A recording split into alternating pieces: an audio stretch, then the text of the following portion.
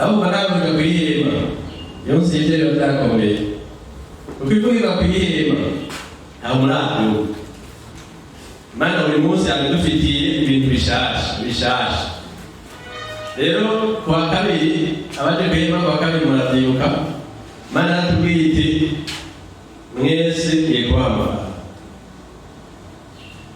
yo rero sura kwa mbere bagenda bivuze jenera yarose rero nashima ko iryo sezerano Imana yaduhereye aho kwema kwa kabiri yashitse Mana bayizage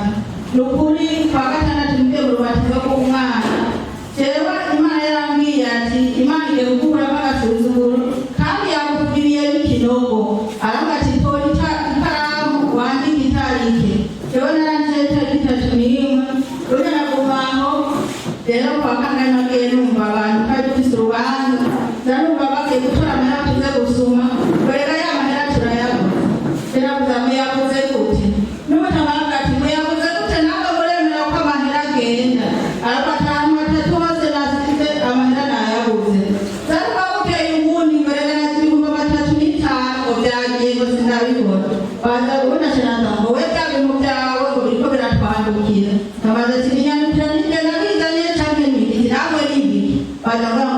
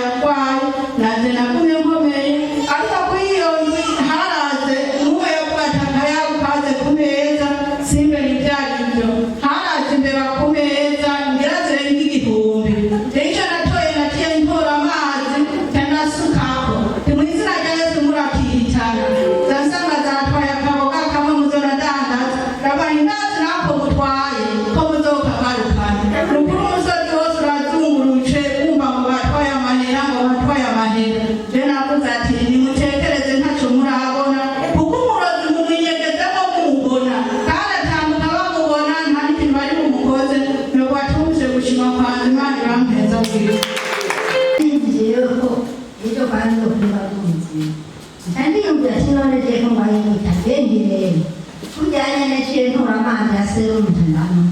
ndanyoye hanyuma ntanonjyana ryama ntanumva mvutse bisakahera ejo mu gitondo niho naciye mbyuka reka rero kuko umuntu wacu yarapfuye reka rero njye ku maziko burya maze gushika ku mpanda ndavuga ati burya rero abantu bari bazima bakeneye gushimira Imana ndabira ko abantu mbere bari bahana h'Imana nyene bangana baravuga ati burya nani uzokwishimira ibintu by'amafaranga amafaranga ari ibintu yazera ntanica amazi uba urayagira ukiyumvira ati none rero sindopfa ukabona n'umuntu akenge ntumwumvira tekana mwene amahera atanu yifashisha muga upfuye igasigara naho hejuru abandi bagasigara barifungura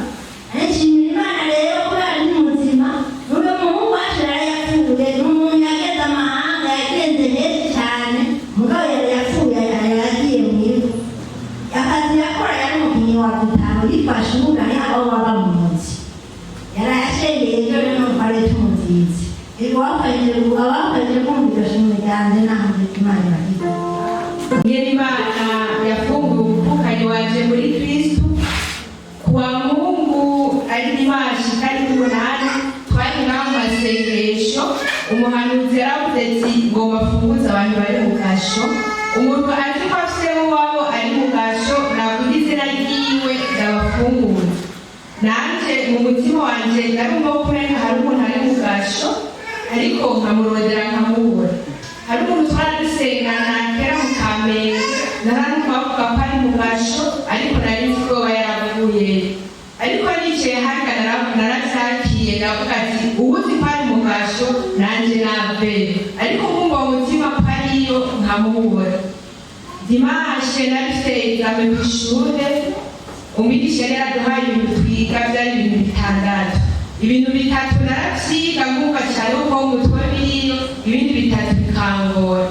candabwira Imana ati bino ejo hazoze ibi bitatu numva cyane hakazoza bino bitatu numva nzoca ngenda gusengera muri vile hataje muri ibi nzoca ngenda gusengera ahandi kuko urabona nzoba nacerewe ndashika muri exame barampa questionnaire nsanga muri bimwe bitatu navuga hajemo kimwe n'ibindi bibiri bingora canavuga ati Mana washatse ko naja gusenga reka rero mpore nitonze ndaza gusengera ahandi hafi canabandanya ndakora mpejeje ntejeje mu masaha yine cavuga hanagoroke ndagusenga ncanagenda gusengera ahandi hageze ko bashinga intahe mbona umupapa twari twicaranye arahagurutse agenda gushima Imana avuga ati jeje gushima Imana ngeni Imana yamuye mu gasho ni wa wundi rero yumvira mu mutwe ntawuri inzira yiwe cavuga ati kuba Imana yashatse siza gusengera muri vile kugira nze kumva intahe y'uno muntu narumvise ryohewe cyane mu mutima ndavuga ati icyo umuhanuzi azoza avuga ubuzoza ndacakira iyo nza gusengera muri vile uno muntu sinari kumva ariko arashima naciye ndamuhamagara kandi twari twicaranye ndamubaza ati byagenze gute acambwira ati je kuwa kabiri naje numva batubwira ati nimugwe mu gasho mugende ariko kuwa gatanu uzogenda muri parike kuburana nawe ati urabona cyane usengera muri vile umuprofeti wabo yaravuze ati ngo bafunguze abantu bari mu gasho nanjye ndavuga ati navyakiriye wowe ahuvuye mu gasho kubera uwo muntu w'aho hantu yabivuze Imana yamukoresheje hama nari nzi ko dusohotse nongera ndamubaza ingene vyagenze naciye sohoka nyaruka sinongera ndamubaze ariko navuze icyo Imana yari yashatse ko nza kumenya nakiroze rero nagomba kumenya ibintu bisanzwe ejo abari bagiye gushima Imana naguma numva ikintu kingira ati kutagiye gushima nawe wa muntu yava mu gasho rero numva biguma bimbugamo ndugumenga sinovuga ati nimumpe nanje shime cyangwa ntacyo reka nzoshime cyo kuwa Mungu rero ndashimira Imana kubona umukozi wacu usaba amavuta menshi aza